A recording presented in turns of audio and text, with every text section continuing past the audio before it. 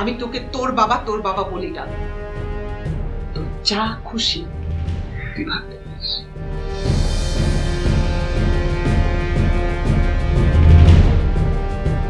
আরেকটা কথা,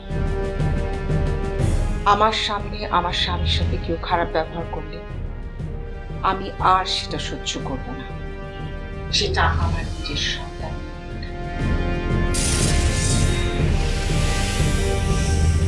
আশা করি এই ভদ্রতা জ্ঞানটুকু তোর বাবা মা তোকে শিখিয়েছে।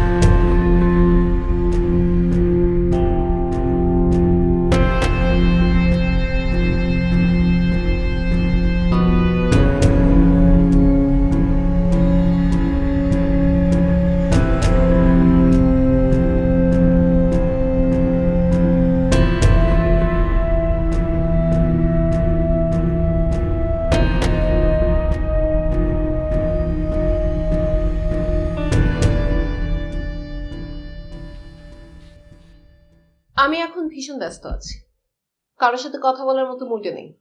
বাই। তানি তানি আমার কথাটা শোন প্লিজ।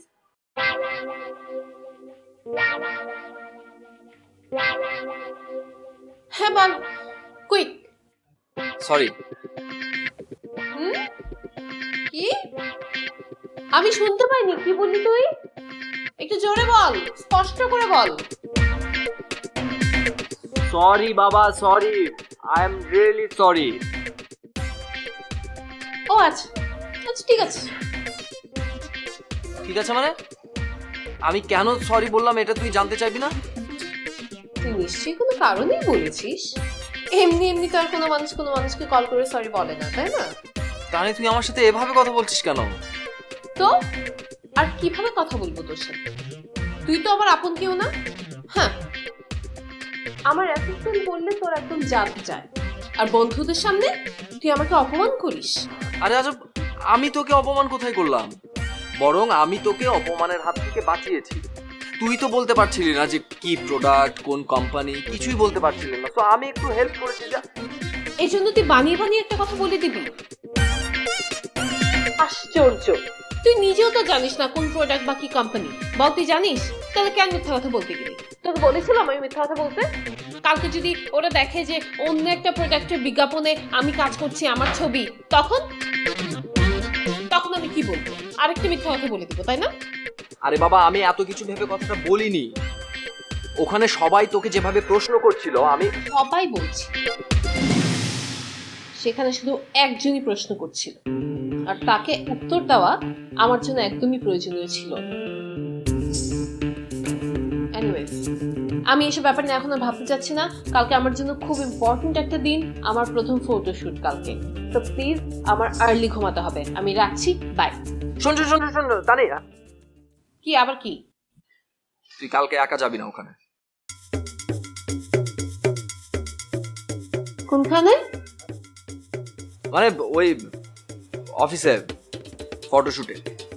ও হ্যাঁ, তো একা যাবো না তো কে যাবে আমার সাথে শুনি?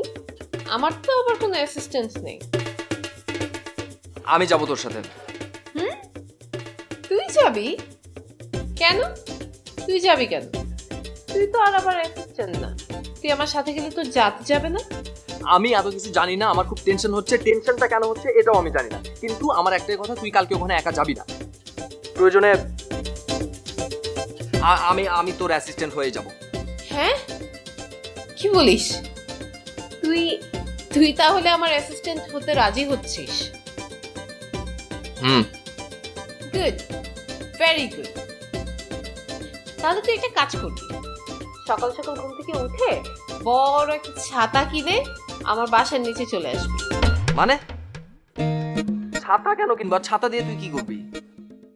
আরে বাইরে যা রোদ না, তুই বড় একটা ছাতা ধরে আমার পিছনে পিছনে ঘুরবি। আমার না ইদানিং রোদটা একদমই সহ্য হচ্ছে না, জানিস